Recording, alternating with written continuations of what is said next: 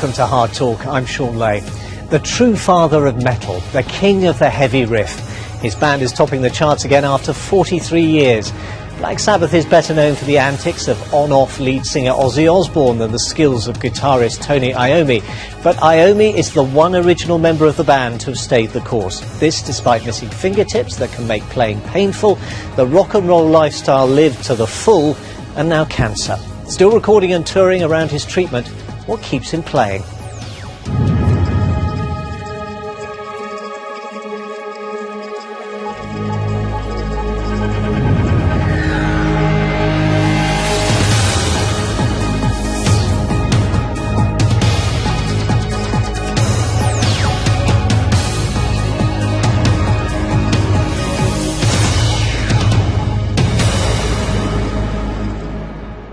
Tony Iommi, welcome to Hard Talk.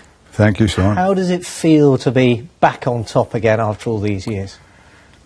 Fantastic. I mean, it's to have a number one all over the world. Just what can you say? It's just brilliant. You even managed to knock Rod Stewart off the top spot. Apparently so, yes. You grew up in Aston, which is part of Birmingham, England's second city, at a time when it wasn't a particularly fashionable place, old industrial city. I wondered how much you think Birmingham influenced what became Black Sabbath.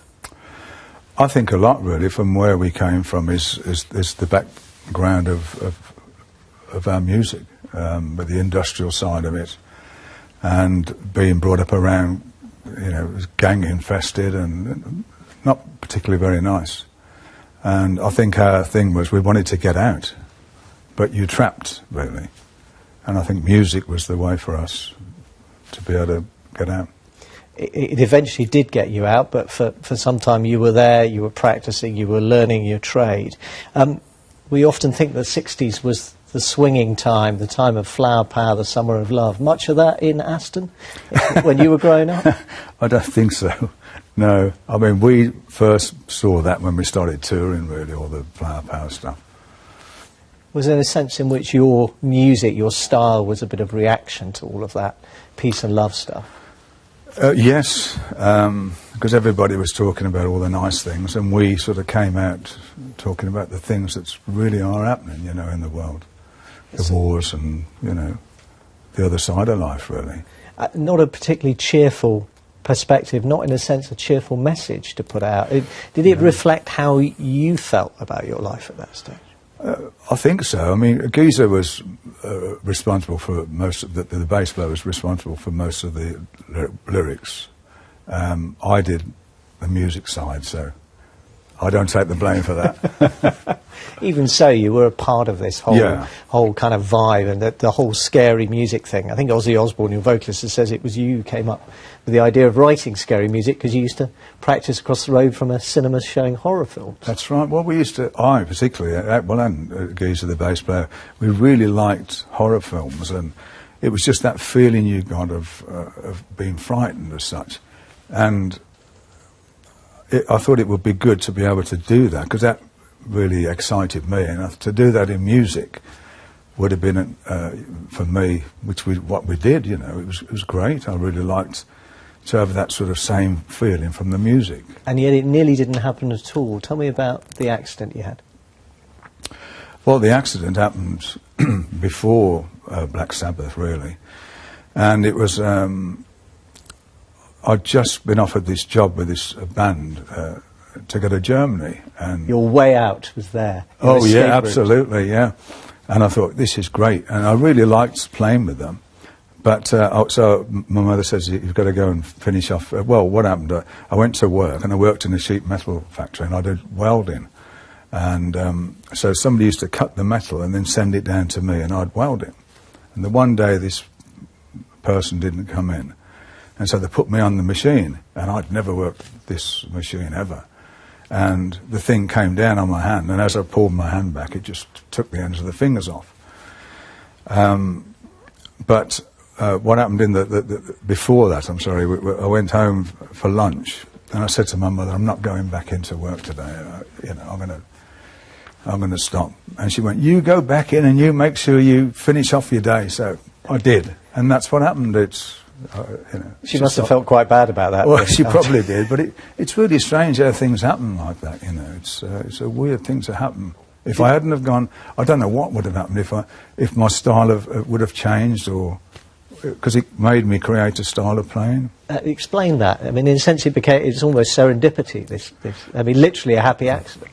It was, yeah, because it made me invent a way of playing. Because I had to make these caps for my fingers. I went to the hospital and they said, "You might as well give up," basically, and I couldn't accept that. I thought, well, there must be a way. And the manager of the firm who I worked for brought me a record round. It was Django Reinhardt. And he said, "Can I play this record?" I went, "Oh, no, I'm not interested," because I didn't feel exactly up for it. And he said, "Just listen to it." And so I did. I said, "Yeah, that's really great." And he said, "Well, this guy plays with 2 fingers." And it really inspired me to to do it. And so I made some tips myself out of a fairy liquid bottle. So I melted down. That's kind of washing up thing that lots of people would have in their kitchen in England. That's right.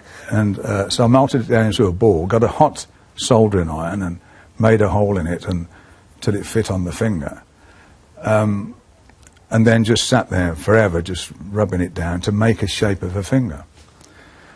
And then I had to find something that I could touch the string with that would bend the strings, and so I tried different materials, and at the end of the day I came up with a leather that would grip the string, and I glued that. I'm very primitive Heath Robinson thing, but it worked. It certainly does. I mean, if you listen to what some of your fellow musicians have said about the playing style that's resulted, the king of the heavy riff, James Hetfield of Metallica. Without Tony, heavy metal wouldn't exist, says Eddie Van Halen. He took rock and roll and turned it into heavy metal. I mean, when you topped the poll of riff lords in Metal Hammer magazine, they praised your highly distinctive style of fretmanship, economical yet crushingly effective. Let's hear what they were talking about. One of your riffs from the first track on the new album. It's called End of the Beginning.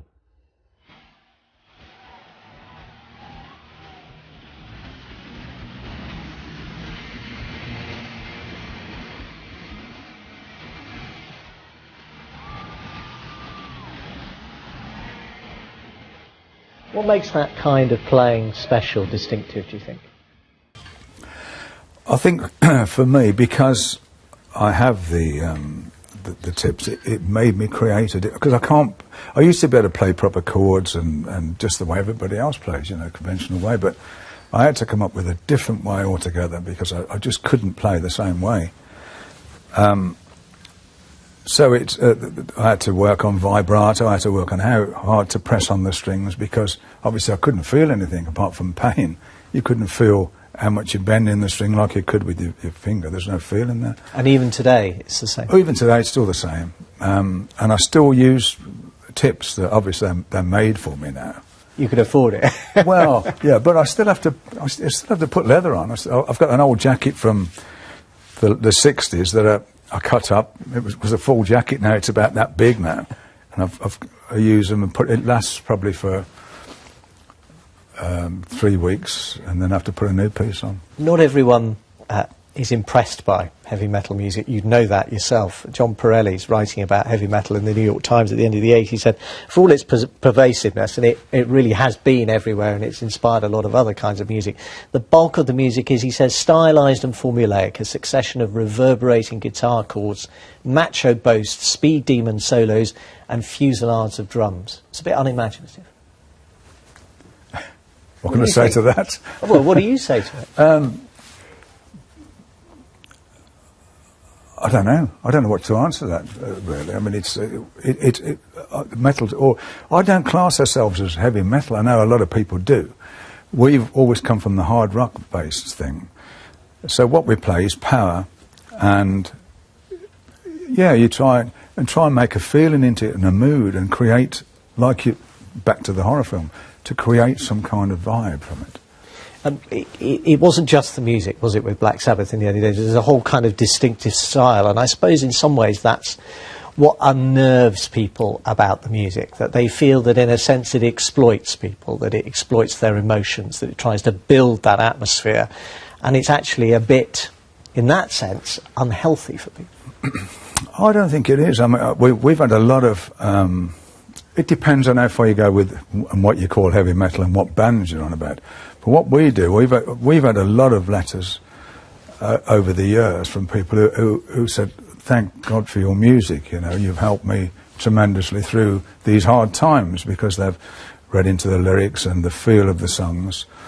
And it has genuinely helped people. I know it seems odd, but it has. And yet you performed in a way that sort of played up this satanic image. You're not a cultist. You were never into that. Not at all. We dabbled in it in the early days because we were young and, you know, you're inquisitive, really. But as far as any kind, we never sacrificed anybody on stage or anything like that.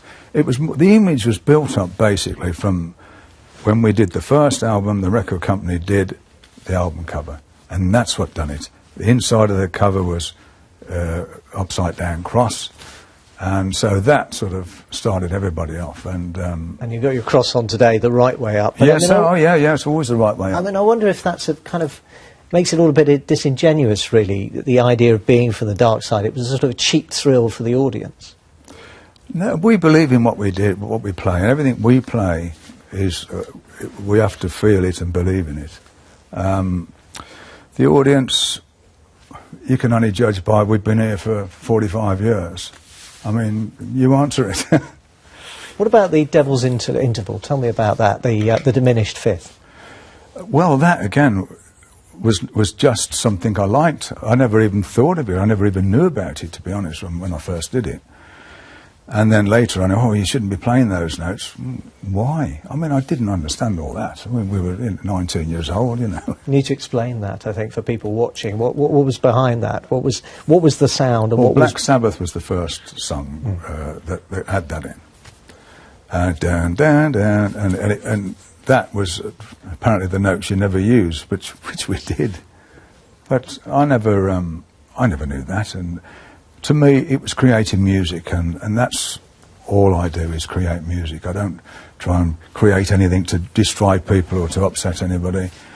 And as I say, it's helped more people than they say supposedly we're Satanists and stuff. Well, certainly not. But these things have consequences, don't they? I mean, for some quite baleful consequences. In the autobiography you wrote, you talk about a case of a nurse who killed herself, and Paranoid was playing on the turntable. That's right, yeah. Beside her. That's right, and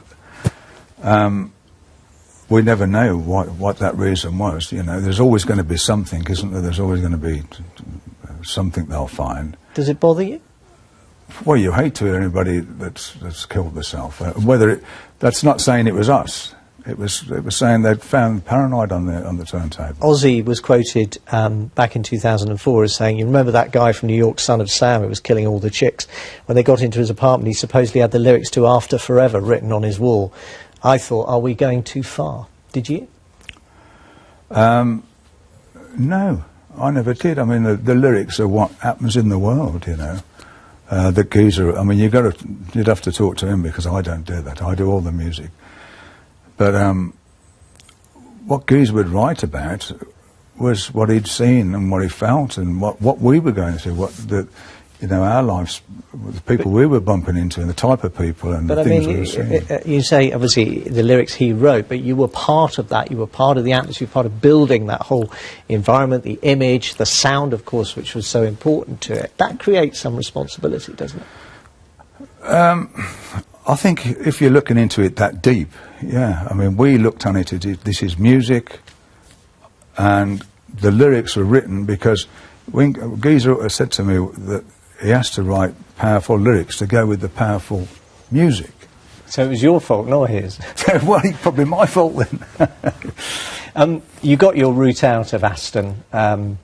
Quite a lifestyle in the 70s, by all accounts, certainly what you've written. I mean, it sounds like, you know, you could have what you wanted, whether it was Rolls Royces, Lamborghinis, women, drugs. Quite a lifestyle. Is it a lifestyle you look back on with affection or regret? I can't change it, but there's certain things you think, oh, you know, you could have done it in a different way. What things? Well, a lot of the stuff. I mean, give me some examples. the drug side of it, for instance. I mean, if I'd have known what I know now, I certainly wouldn't have dabbled to that extent. I don't think any of us would. Ozzy Osbourne has described cocaine as the cancer of the band. Yeah, it was, absolutely. How much damage do you think it did to you longer term? As far as the band was concerned, I think it done a lot of damage. Initially, we thought it was great and we thought it was helping us create. But at the end of the day, when it came to a point where we had to replace Ozzy, we were in a bad way, and he was certainly in a bad way, and we had to fire him, which was awful. Did you do it face to face? Well, actually, the drummer did it. He told him. We were going to tell him altogether, but Bill stepped in and told him without us. And it was a terrible thing to do. But Ozzy got to a stage where he wasn't into it anymore, and he was doing too much of everything. And we all were doing stuff, but he was worse than what we were. He was a few stages ahead of us. What were you doing? What was I doing? I was doing cocaine and Quaaludes and the stuff around at that time. But that was about far, no acid or anything like that. But you did some fairly, I mean, there were things that I suppose started off as practical jokes that probably, now you look back, don't look like practical jokes. I mean, spraying one of your fellow band members gold, which Yes. could have killed him. Yes, well, Leaving one of your colleagues with third-degree burns on his legs after setting light to his feet. The same guy. Bill was, the drummer, was the one that we sort of picked on, and he liked it, to be honest. I mean, if you didn't play him up that day, you go, is something wrong? You know, have I done? No, why? Why you haven't picked on me today? And this is not just me, everybody. It's very different, though, from the sort of kind of practical jokes and picking on you would have done in, you know, the schoolyard together back in Birmingham when you were kids. I mean, it's on a different league, Yes, it got different silly. scale. It got really silly. I mean, when we sprayed him with gold, it was. We were laughing at the time, but we didn't realise how silly that was. You know. Do you think the drugs made you all lose a perspective in the end? Probably, yeah. Yeah, I think it does in the end. You do get sort of taken over with it, you know, and it depends on what you do as well. Does it kind of make you want to sort of reach out to some of the younger musicians now and say, if you knew what I knew, you really wouldn't be touching this stuff? Yeah, but I mean, to do that, it's like what my parents would say to me, or your parents. You do have to experience these certain things sometimes, you know. And however much I said, don't do this, or you shouldn't do that, are they going to do it? I don't know. Do you think you were setting a bad example to your fans, to the people who were buying your music? And they were still buying it, even though half the time you were composing this stuff off your face. No, I don't think we're setting a bad example at all. We did it, whatever we done was a personal thing for us. We didn't share it with anybody or give anybody stuff. We did it at that time. For us, it was experimenting, it was trying stuff, you know. We came into a world of music, and then once we hit America, I mean, I never done anything until we got to America, and then it sort of suddenly went berserk. You've talked about firing Ozzy Osbourne, which you did at the end of the 70s. He's obviously come back to the band now after a long period, obviously, when you weren't playing together, performing together. At one point, I think you were in a dispute, a legal action over the ownership of the name Black Sabbath. I mean, you said as a kid he was a real pain at school. Get the impression it's been a kind of quite complicated relationship. Well, at school, the school we went to was quite a tough school, and Ozzy was in a year younger than me. And it was always the case, when I first went to that school, you were picked on by the elders. It's just the way it was, you know. So you picked on him because he was a bit younger? Well, we didn't actually pick. It was a pain. I mean, he was a nuisance. And, I mean, he's funny now when we see it, but at the time then he was. And so you'd sort of give him a clip round the ear hole, you know. But that pain years later, that annoying quality actually did you some favours when you had a little pain that you weren't thinking of doing much about. What little I'm pain talking was about the subsequent diagnosis a couple of years ago. Yeah. That knocked me for 6 when I found that out, yeah, when I found I got cancer. But was it Ozzy who kind of made you go and get it checked up? It was, well, we were working at Ozzy's house in Beverly Hills and started writing the album. And I was getting these pains in my groin. And he said, you ought to go. He said, you don't look very well. I said, well, I don't feel very well. And I told him what had happened. He said, you should go and get that checked out. He says, should we organise a doctor? I went, oh, no, I'll sort it out. And so I did. I saw a doctor in Los Angeles, and they wanted to cut some off and see, see what it was. And when they told you? Well, they told me in England. I came back to England, and I went to the hospital because I had a prostate problem as well. So I had that operated on. And while they were doing that, or cutting that down, he said, I'll take that lump out. And then he told me, he said, it's a good news, and the good news is your prostate's really good. I went, oh, great. He said, but we have found lymphoma in the lump. And I thought, oh, no. And it was sort of, oh, no, what is lymphoma? I sort of knew, but I wanted to hear it, really. And you'd, of course, only a year before lost Ronnie Dio, who'd been one of Ozzy's replacements as vocalist on Black Sabbath, to stomach cancer. Stomach cancer, yeah. Did you think you were going the same way? I did, absolutely, because we were on stage and Ronnie was complaining about his stomach. And I'm saying to him, you ought to go and see a doctor, you ought to get that sorted out. He's going, yeah, I will when we finish the tour. And of course, it was too late for him. By the time he'd gone, it had spread. Do you think that the cancer had an effect bringing the band together, maybe playing a part in this new album? I think it brought us closer than we ever have, because you become, it's sort of suddenly a reality of what could happen, And I think everybody pulled together. They all pulled around me. I must say they were great. They were brilliant. And you've had to fit your recording and your touring around continued treatment. I've had to do it around the treatment. I was, well, even when we were writing, everybody came to England to work at my house because I couldn't travel anywhere because I was having treatment every day. How are you now? I'm all right. I'm not so bad. I have good days and bad days, like, anybody with this, you get tired. And you get aches and pains like you would anyway. But yeah, it's fine. The people at the hospital have been fantastic, I must say. You said that, to be honest, I just maintain my sound now in an interview you did a few months ago. Have you kind of lost the edge, perhaps? Are other things now more important in life to you than playing, than music? I think staying alive is more important to me, absolutely, and my family. Because that's become sort of a thing up front now that I have to, of course, think about.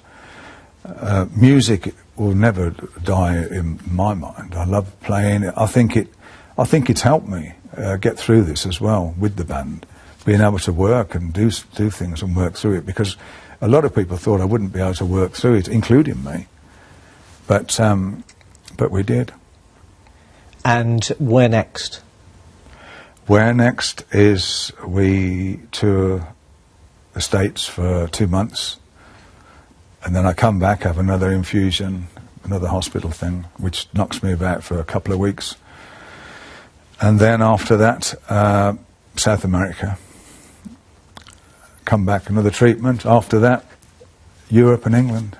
So the rock and roll lifestyle is one thing you can live with and flourish with? I hope so. I hope so. Tony Iommi of Black Sabbath, thanks very much for talking to us on Hard Talk. Thank you very much.